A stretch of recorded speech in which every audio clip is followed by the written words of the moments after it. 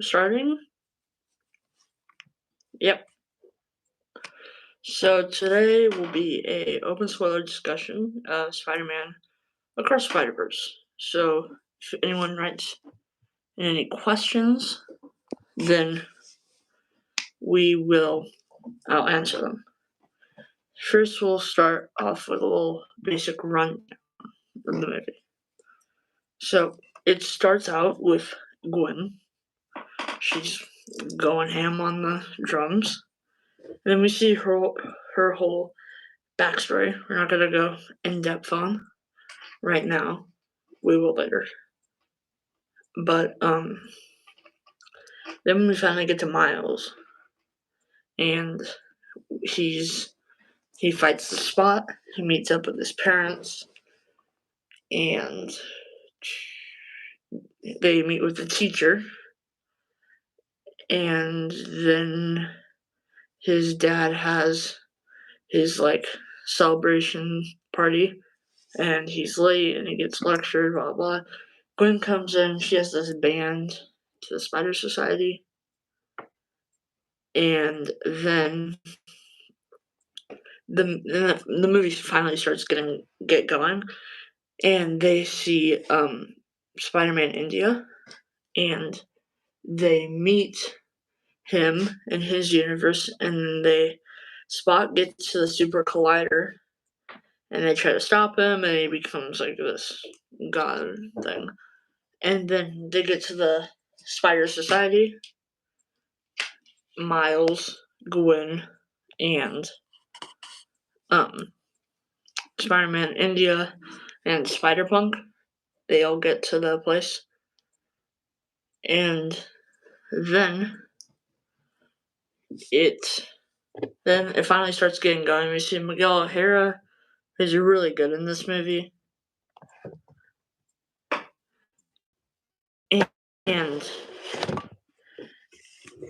then we see all the different Spider people, really good.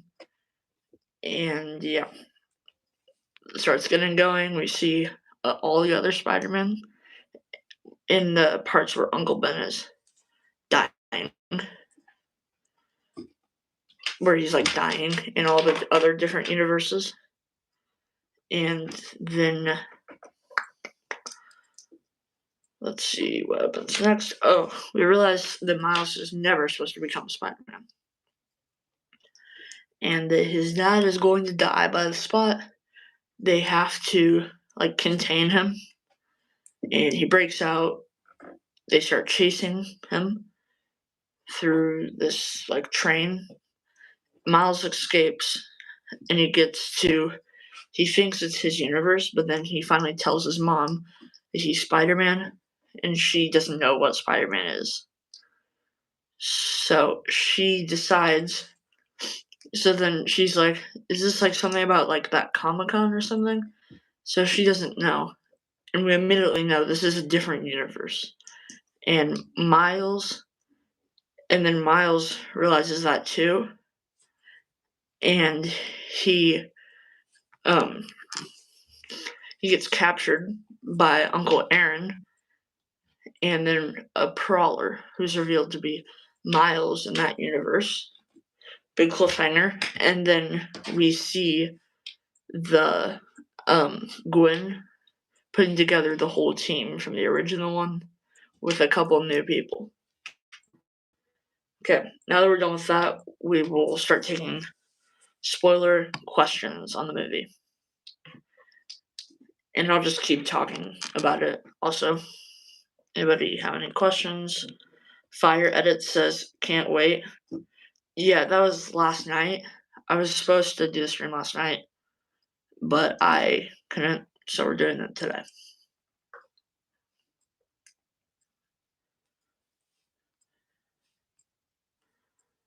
Anyway, so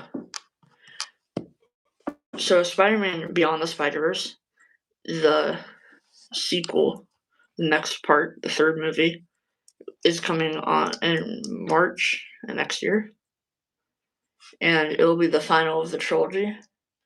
And today, Lord Miller said that Beyond the Spider-Verse will be their last movie working on it, So it might be coming to live action, or it might be that they'll keep doing animation for these, and it will just be it'll just be someone else making it. Yeah. Okay. Now, does anybody have any questions? Nope. I guess that we will start talking about something else. Okay. So, the reason I haven't been uploading this week, I was on vacation. So, couldn't do any of the show this week. Next week should be fine. Me and Jack uploading every other day, though. Not every day, like we were doing. And right now, I'm going to do my full ranking of all the Spider-Man movies while we wait.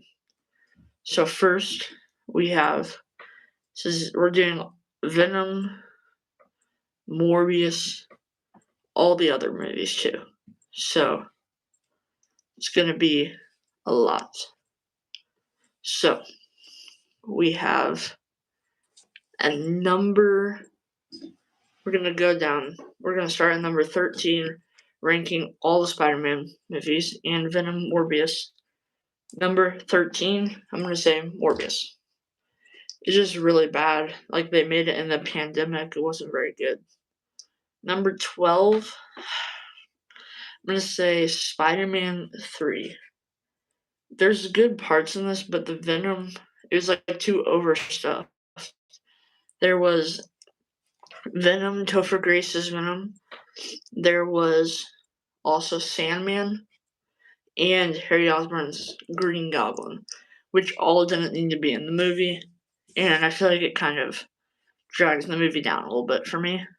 And then next, number 11, we have The Amazing Spider-Man 2. I just feel like it was too overstuffed, just like Spider-Man 3. There are really good scenes why I put it over Spider-Man 3, but other than that, it's not very good. And if you guys want to put in any questions, I will answer them, or just anything about the channel, any questions about movies. If you put it in the live chat, I will answer it. Okay, number 10. I'm gonna say Venom, Let There Be Carnage. I feel like it's a pretty decent sequel, but should have been rated R just to make it a little bit better. But besides that, it was a pretty okay movie. Carnage was okay. I feel like Carnage, like the actor, did a really good job, and like the first, good. Okay, number 9. I'm gonna say Spider-Man: Far From Home. Now, this movie has a lot of good stuff for me. The whole Mysterio, all of that stuff is really good for me, but there are some things that bring it down. That include, like, it's trying to be the first. It has, like, I feel like Homecoming did such a good job with the high school stuff, and this movie is just trying to do that, but does it worse. So, yeah. And anyway, next, number 8. Yeah, number 8, Spider-Man: Homecoming. Venom. Venom is 8. Venom is just like Venom is really good, but there are a couple things that bring it down for me, which are like, it just doesn't go up to the standards of all the other Spider-Man movies, which brings it down a little bit. For me, because there's so many Spider-Man movies that are really good, and putting something this low really means that these movies are good. So number 7. Far From Home. No, Homecoming. Homecoming is number 7. And Homecoming, I feel like, is a movie that is really good. But at the same time, like what I just said, the Spider-Man movies, there's so many that are really good. It's hard, like the top, I think like top 7 are super good, starting with Homecoming. The rest on this list are really good movies. Okay. Number 6, The Amazing Spider-Man. The relationship between Andrew Garfield and Emma Stone, like, really makes this movie good. Lizard was an okay villain, but it was just like a really good origin story for the character. So I'm gonna put out number 7. Yeah, 7. 7. 7? No, 6. 5. I'm gonna have Spider-Man 2002. Now this movie for me is really good. It's a little bit cheesy if you go and rewatch it, but other than that, it's a pretty good movie. It's a good origin story, all that stuff. Harry Osborn's good. Norman Osborn is really good. Even better in No Way Home. So I'm going to put it at number 5. Okay. Number 4. This is when we get to like top, like 10 out of 10 movies. Number 4, Spider-Man 2.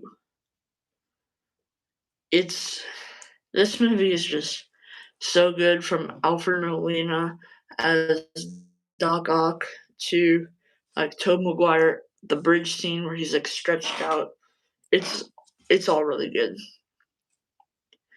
And I just feel like it's one of the best movies in this franchise.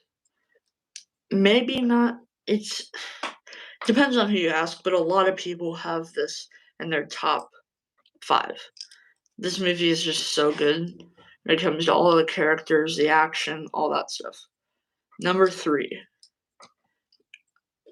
I'm gonna put Into the Spider-Verse. This movie had such a big impact, and the fact that it made barely any money in theaters is just like kind of sad, because this movie is just so good.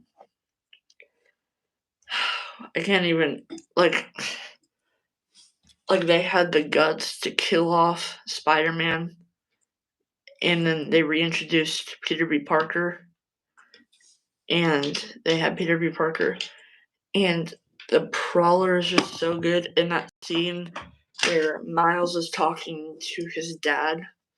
It's just so heartwarming and heartfelt. Okay, number 2. This Spider-Man No Way Home. This movie culminated over 15 years, almost 20 years of Spider-Man movies into one movie. And the fact that it could do that is just incredible. Just like all the different characters that they could handle. And it's like a full circle moment with Tom Holland, Spider-Man. Like he finally gets like his origin story with Aunt May saying, "With great power must also come great responsibility." It's just like a full circle movie from Homecoming to No Way Home. Next. So Spider-Man No Way Home was my favorite Spider-Man movie. Till about a week ago, whenever I saw Spider-Man Across the Spider-Verse. It is now by far my favorite Spider-Man movie in a top 10 comic book movie. From the characters, like the first two, just everything in this movie makes it so good. The cameos, they actually work. They actually mean something to the story. It's just incredible what they could do with it. I could go on for hours, which is what we're doing today. So if you have any questions, you can leave it in the live chat. And yeah. Oh, the cliffhanger was also really good. Let me look up when Beyond the Spider-Verse comes out real quick. Beyond the Spider-Verse.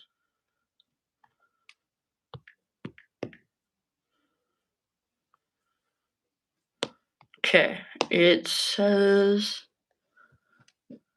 it comes out March 29th, 2024 is when Beyond the Spider-Verse comes out. So that means that we could be watching one of the best trilogies playing out in real time, with the first two being great.